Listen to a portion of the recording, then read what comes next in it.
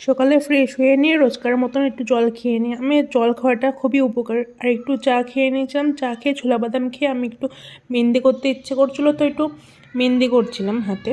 এই হলো আমার মেহেন্দির ফাইনাল লুক।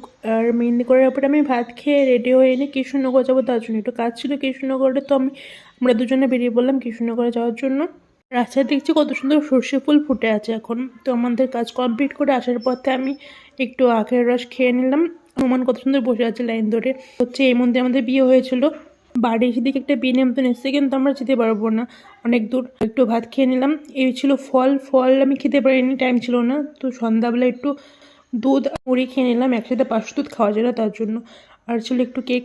এটা ছিল বড়দিনে ফার্স্ট কেক, আরও কত আসবে এখনও ঠিক নেই। আর রাতে ছিল হাঁসের ডিম আর রুটি। পৃথিবীতে সব থেকে কষ্টকর খাবার হলেই ছোলা বাদাম ভেজানো। আর বাকি যে দুধটা ছিল আমি একটু গরম করে নিয়ে খেয়ে নেবো রাতে শোয়ার আগে। এই ছিল যে সারাদিনের ভিডিও।